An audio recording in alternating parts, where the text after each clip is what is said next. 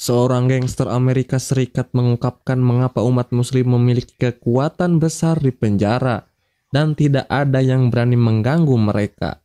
Cerita ini bukanlah sesuatu yang sering Anda lihat di berita atau media sosial setiap hari. Ya, namanya adalah Trent Gangsta William yang menghabiskan lebih dari 27 tahun di penjara mengungkapkan betapa kuatnya pengaruh muslim di penjara meskipun Kristen adalah mayoritas. Di penjara, Anda tahu katanya di dalam penjara semua orang pergi ke gereja. Jadi ada lebih banyak orang Kristen di tempat itu daripada muslim. Namun yang terpenting dalam ajaran kami, ketika Anda mengajarkan untuk menghormati saudara Anda, properti saudara Anda adalah sakral. Anda harus melindungi kehormatan saudara Anda. Jadi sekarang apa yang terjadi adalah ini saudara saya. Saya mencintai saudara saya demi Allah, demi Tuhan. Dan kami saling mendukung. Mereka berdoa bersama-sama, tetap bersama. Jadi orang-orang berkata, oh iya, jika Anda menyentuh seorang muslim, Anda akan memiliki 100 orang. Mungkin 30, 40, atau 50 orang di dalam asrama yang mencoba mencari tahu apa yang terjadi dengan Anda dan saudara Anda. Siapakah sebenarnya Trent Gangster? Dia adalah seorang penjahat jalanan di New Orleans pada tahun 1990. Awalnya dia adalah bagian dari geng jalanan bernama Hot Boys. Sebelum beralih ke perdagangan narkoba ilegal, dia ditangkap oleh FBI melalui penyadapan telepon saat merencanakan untuk melukai beberapa pengedar dari New York secara fatal. Dia berharap untuk dibayar untuk barang yang telah dikirim kepada salah satu rekannya, tetapi tertangkap saat merencanakan di telepon. Setelah menghabiskan hampir 3 dekade di penjara, Trent menemukan pengaruh kuat yang dimiliki muslim di dalam penjara dan budaya geng yang ada di dalam batas-batasannya.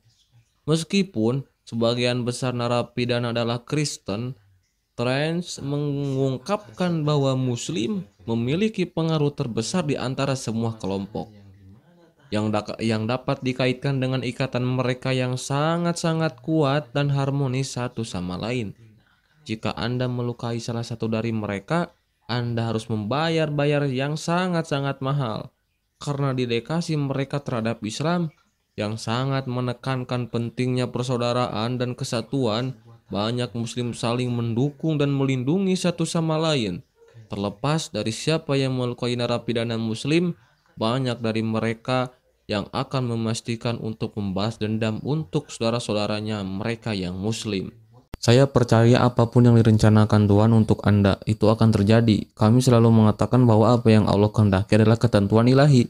Kami tidak percaya pada keberuntungan baik atau buruk. Kami percaya apapun yang terjadi adalah atas kehendak Tuhan, baik itu baik ataupun buruk.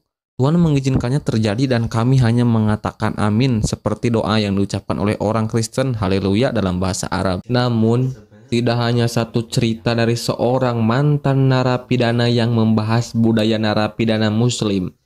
Paul Simmons, seorang pria Inggris yang dihukum karena pencurian dan perampokan tingkat pertama, juga memiliki pandangan untuk dibagikan setelah menghabiskan 22 tahun di penjara, terutama tentang bagaimana muslim membentuk geng di penjara dan bagaimana mereka saling mendukung dalam situasi apapun. Right, they are crazy, right? They're a different breed. It's not now. I don't want to sort of put them in a box, if you know what I mean. But I have to say, they are brothers, and that's what they call themselves. They are brothers, and they really do mean that. They are brothers. One of their brothers gets hurt, one of their brothers gets disrespected, forget about it. You know, they go prayers on Friday, which means every wing gets together. So if you've upset one of them, be aware of Friday afternoon association, because it is your time to get served up. Pengaruh besar narapidana muslim ini telah menyebabkan lonjakan signifikan dalam jumlah konversi sehingga lebih banyak muslim di penjara. There's a lot of guys who are genuine Muslims, but there are a lot of guys who do it for the protection factor.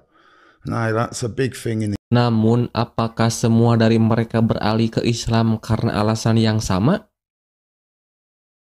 Laurence Mamia, seorang profesor studi agama dan studi Afrika, mengungkapkan bahwa alasan utama narapidana memeluk Islam adalah karena aspek spiritual agama, seperti persaudaraan tanpa memandang ras atau kelas sosial, serta aspek sosial seperti pelindungan dan kehidupan komunitas di penjara. Michael Waller, seorang analisis senior di Pusat Kebijakan Keamanan, menyatakan bahwa 80% narapidana yang menemukan iman saat di penjara memilih untuk memeluk Islam dibandingkan agama besar lainnya seperti Kristen. Penelitian ini saja sudah menunjukkan betapa besar pengaruh Muslim di penjara. Alasan lain untuk beralih mungkin adalah untuk mendapatkan keuntungan seperti waktu ekstra di luar sel untuk melaksanakan sholat 5 waktu. Islam memiliki potensi untuk membawa yang terbaik dari individu ketika dipraktikkan dengan tulus, karena mendorong disiplin diri, komunitas, dan kompas moral yang kuat. Semoga Allah membimbing kita semua menuju jalan yang lurus. Amin ya robbal alamin. Jangan lupa like, komen, dan subscribe-nya. Terima kasih.